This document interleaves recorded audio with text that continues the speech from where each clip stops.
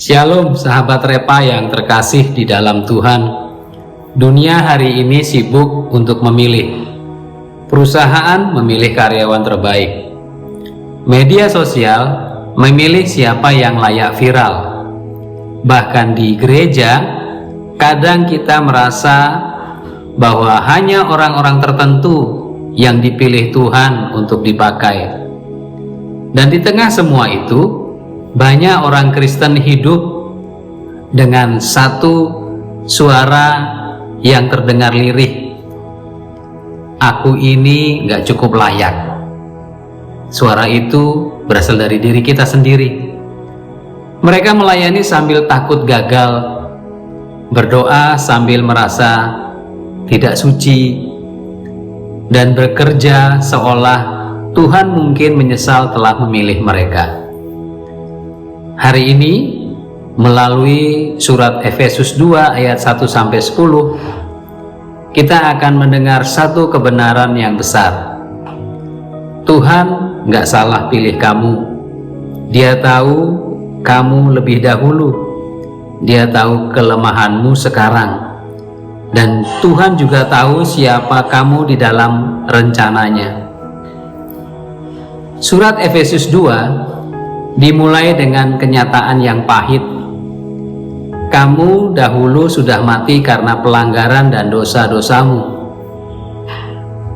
Rasul Paulus menulis ini kepada jemaat di Efesus, kota modern di zamannya, pusat perdagangan dan kuil Artemis yang megah.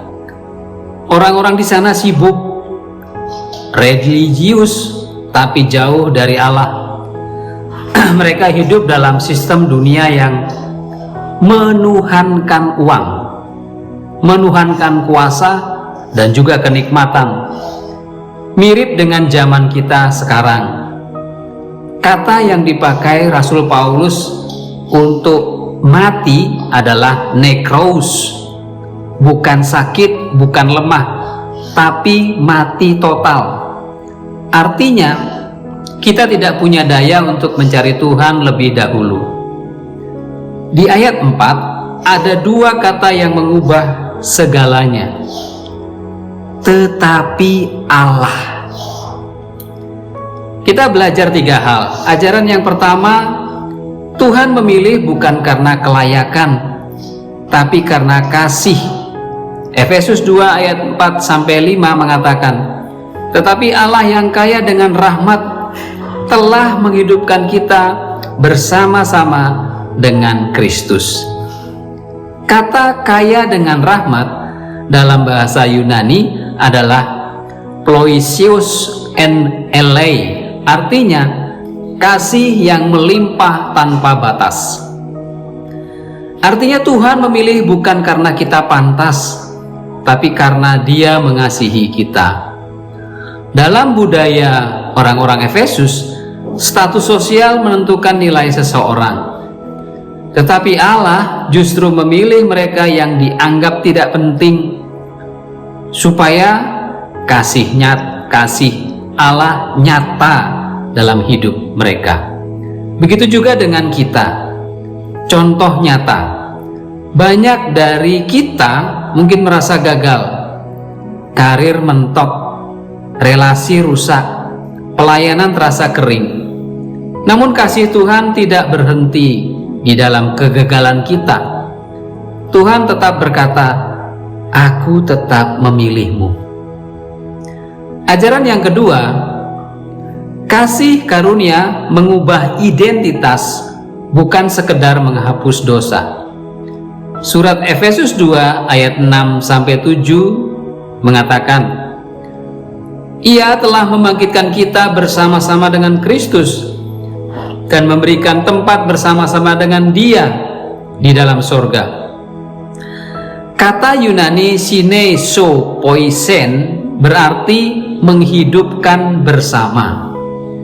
Kasih karunia bukan cuma pengampunan, itu penyatuan dengan Kristus. Kamu tidak lagi korban dosa. Kamu adalah kasih karunia. Contoh, banyak orang percaya tetap merasa tidak cukup rohani, padahal Tuhan sudah menempatkan kita di posisi baru, bukan lagi di bawah rasa bersalah, tapi di dalam kemenangan Kristus. Ajaran yang ketiga, Tuhan menyelesaikan karyanya dengan tujuan ilahi. Efesus 2 ayat 10 berkata, kita ini buatan Allah, diciptakan dalam Kristus Yesus untuk melakukan pekerjaan baik. Kata buatan adalah poema, akar kata poem, artinya puisi. Artinya kamu adalah karya seni Allah. Setiap luka, setiap proses, setiap kegagalan, semua jadi bagian dari mahakarya kasih karunia. Contoh, bayangkan seorang pelukis besar sedang menyelesaikan lukisannya. Kadang goresannya tampak acak, tapi ia tahu apa yang ia buat. Begitu juga dengan Tuhan kita. Ia mengerti hidupmu. Setiap goresan dalam hidupmu punya maksud. Jadi sahabat, dunia mungkin melihat siapa kamu sekarang, tapi Tuhan melihat siapa kamu di tangannya. Efesus pasal 2 mengingatkan kita semua, kamu dulu mati, tapi sekarang hidup bersama Kristus. Kamu dulu dianggap tidak layak, tapi sekarang menjadi karya Allah. Kamu dulu tersesat, tapi sekarang jadi pembawa kasih karunia. Tradisi iman Mennonite dan pengakuan Dordrecht Confession of Faith mengajarkan bahwa iman sejati harus nyata dalam tindakan kasih dan kehidupan yang damai. Artinya, kasih karunia yang memilih kita bukan untuk disimpan, tapi untuk dihidupi di tempat kerja, di rumah, di komunitas, dan juga terlebih lagi di dalam pelayanan kita. Jadi, saat kamu merasa kecil hati, ingat, Tuhan gak salah pilih kamu. Kamu adalah poema, puisi, karya agung Allah. Mari kita berdoa.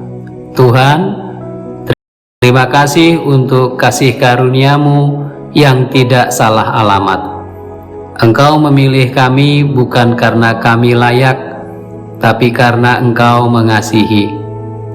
Tolong kami untuk hidup sebagai karya-Mu yang mencerminkan kasih, damai, dan kebaikan-Mu di dunia ini. Dalam nama Tuhan Yesus kami berdoa.